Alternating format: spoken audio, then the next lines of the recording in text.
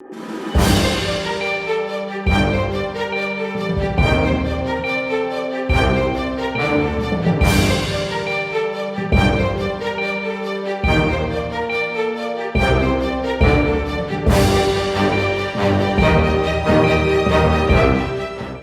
et messieurs, bonjour et bienvenue dans ce mini-JT du lundi 10 mars 2025, le sommet.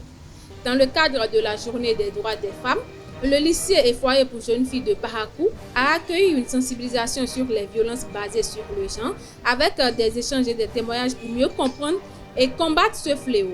Les détails à suivre. Le président ghanéen John Dramani Mahama entame une mission de réconciliation avec les pays de l'AES. Les précisions dans un instant. En sport, Bani Gansé s'impose face à BKFC dans un duel disputé de la 21e journée de la Celtics League Pro. Retour sur cette rencontre et les réactions des entraîneurs dans ce 13h.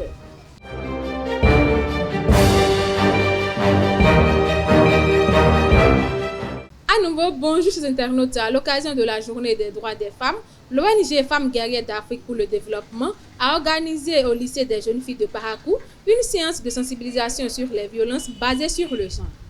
L'objectif de ce rassemblement est d'informer et d'outiller les participantes pour mieux s'identifier et combattre ces violences. Conférences, témoignages et échanges ont marqué cette rencontre placée sous le signe de la prévention et de la lutte contre les abus. Retour sur cet événement avec Mouidine Lawani. Au lycée des jeunes filles de Parakou, l'ONG Femmes guerrières d'Afrique pour le développement a organisé ce vendredi une séance de sensibilisation pour aider les jeunes filles à comprendre, prévenir et dénoncer les violences basées sur le genre. Un moment fort en émotion et en enseignement. Le but de la séance est d'amener les filles du lycée des jeunes filles à essayer de comprendre et de connaître leurs droits.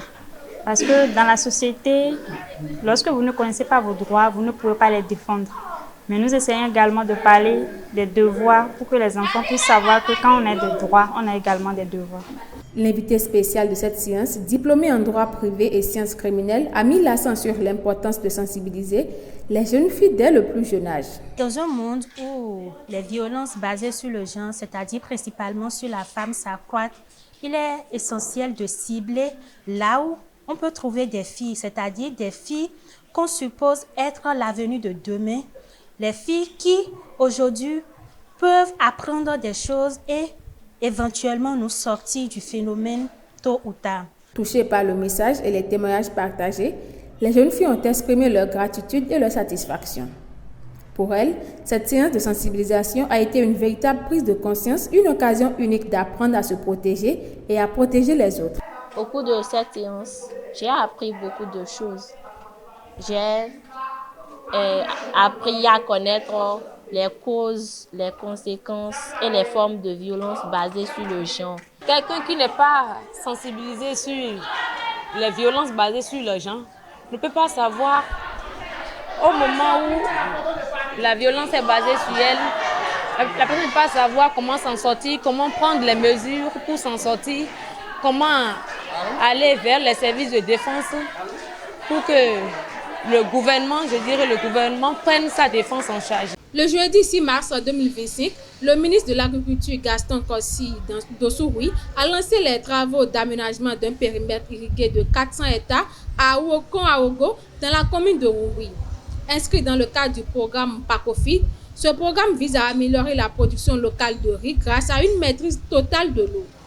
Il permettra d'accroître les récoltes et d'augmenter les revenus des producteurs. Plusieurs agents de la police républicaine et des douanes sont en garde à vue à la brigade économique et financière après la saisie de 12 camions de noix d'anacarde à Kassouala dans la commune de Tchaourou. Ces véhicules destinés au Nigeria auraient bénéficié de complicité parmi les forces de sécurité. En attendant l'issue de l'enquête, Moumanou Baudelais assure l'intérim à la tête de la brigade des douanes de Parakou. Hors de nos frontières, le président ghanéen John Dramani Mahama a lancé ce samedi 8 mars 2025 une visite dans les 3 pays de l'Alliance des États du Sahel, AES, pour les convaincre de réintégrer la CEDEAO. Sa tournée a débuté au Mali, où il a été accueilli par le chef de la junte. Mahama a proposé des facilités portuaires au Mali, ainsi qu'au Niger et au Burkina Faso. Il a souligné la nécessité d'un respect mutuel entre la CEDEAO et les 3 pays, tout en exprimant sa volonté d'améliorer les relations et de coopérer, notamment dans la lutte contre le terrorisme.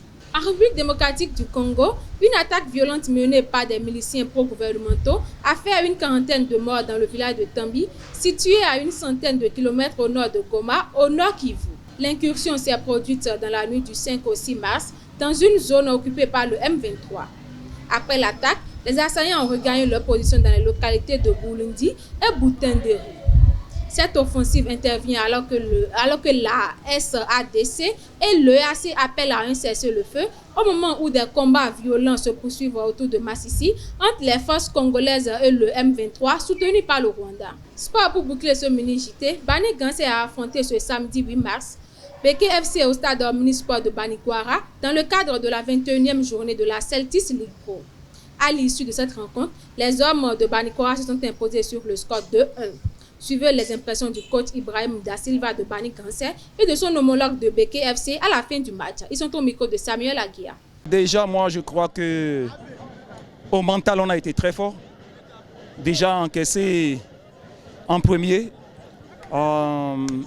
aller jusqu'à la pause avec un désavantage d'un but, revenir égaliser et aggraver.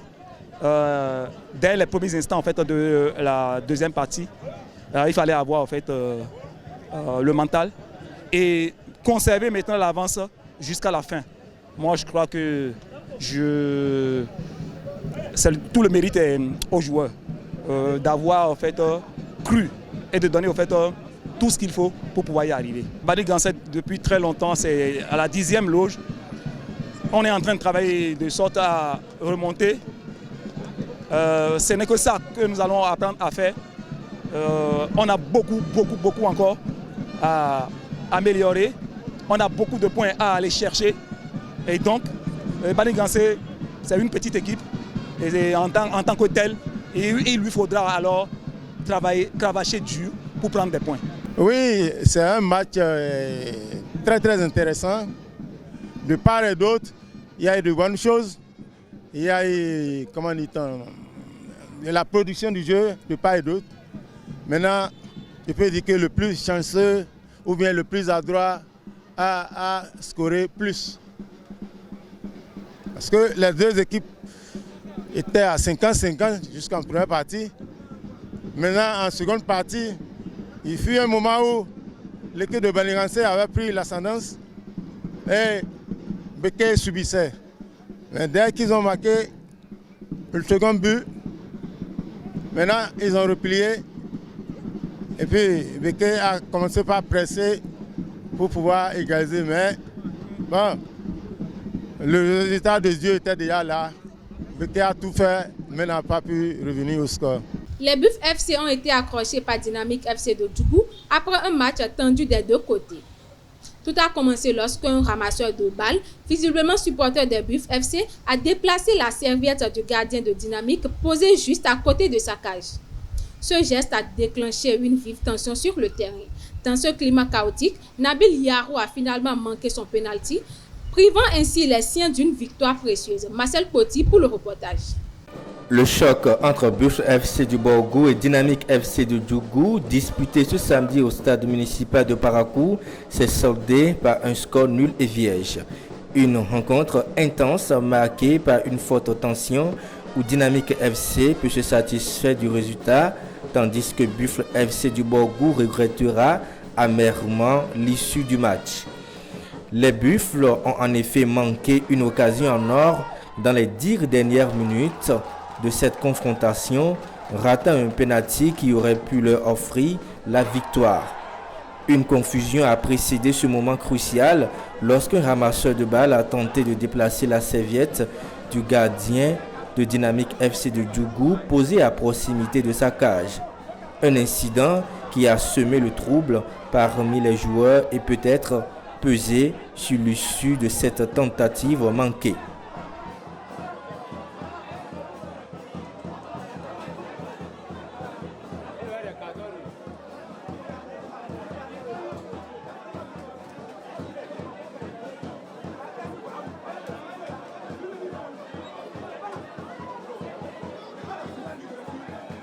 Si ce nul a des allures de victoire pour Dynamique FC de Djougou, il laisse un goût amer aux Buffles qui voient s'envoler 2 précieux points à domicile. Si vous voyez bien, Bifou a joué, ce n'est pas que Bifou n'a pas joué. Bifou a joué, mais on a laissé Bifou jouer et défendre. Et voilà le résultat. Nous sommes venus pour un résultat positif. Dieu merci, on a eu. On s'est tenu jusqu'à la fin du match. 2 minutes de la fin du match, un penalty. Ça fait mal, même si c'est un penalty. Ça fait vraiment mal. C'est ça qui a amené la réaction des uns aux autres. Je pense que depuis même le début de ce match, on n'a pas joué. J'avais le sentiment qu'on était un peu imprudent, on avait du mal à contrôler, à passer le ballon, à jouer un peu nos jeux courts. En deuxième partie, par contre, je pense qu'on a eu de mieux aides avec beaucoup de situations devant le but. Et c'est vrai qu'il y a eu ce fait de jeu où il y a eu une serviette ou un torchon qu'on a voulu enlever, tout ça. Moi, je vais dire aux joueurs qu'on reste concentré sur le jeu. Nous, on n'a pas à se mêler dans ça, qu'on fasse ce qu'on doit faire sur le terrain. Voilà. Tout ce qui se passe autour du terrain, malheureusement, on doit faire fi de ça, rester concentré. Et je pense qu'en s'intéressant un peu à ça, ça nous a un peu distrait, ça nous a un peu perturbé parce que Nabil, c'est notre meilleur tireur. Il a marqué contre Panthère ici. Et voilà, et là, il rate. Bon, comme je le dis, c'est tout ce qu'il y a comme environnement extérieur qui les a perturbés. Et puis prochainement, il faut faire abstraction de ça pour pouvoir essayer de conclure l'occasion.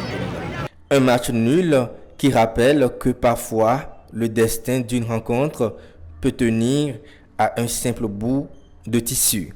Toujours lors de la 21e journée de la Ligue Pro, Abeille FC et AS Takouni se sont affrontés ce dimanche 9 mars 2025 au stade de Kandi.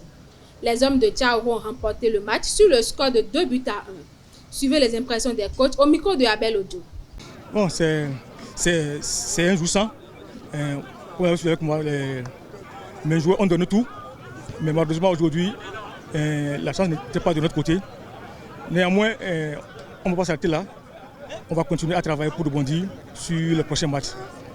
Non, au futur, c'est comme tout le monde, c'est être parmi les 9 premiers pour être en première division l'année prochaine. Mais quand on perd un match, ce n'est pas la fin du monde. On a encore 13 matchs à jouer, donc on continue la lutte. Donc bien vrai, il y a une déception, mais on doit pouvoir avoir le courage et continuer à travailler. Vous savez, un match de football, c'est un match de football. Toujours la détermination qui gagne le match. Donc c'est ce que j'ai dit à mes enfants. Parce que j'ai suivi le match Takouni Bifou. Je les ai suivis, je me suis déplacé pour venir voir. Là, j'ai su comment les prendre. Voilà, c'est pourquoi ça a marché cet après-midi. Oui, bon, pour le futur, on va encourager les jeunes à emboîter nos pas. À ne pas paraître parce qu'aujourd'hui, dans le football, il y a l'argent. Donc, ils n'ont qu'à s'engager. Car aujourd'hui, les présidents souffrent. C'est beaucoup d'argent pour un club. Donc, on a le droit de mouiller les maillots et les faire plaisir. C'est ce que nous avons commencé. C'est tout pour ce mini-JT. Merci de nous avoir suivis. À très bientôt.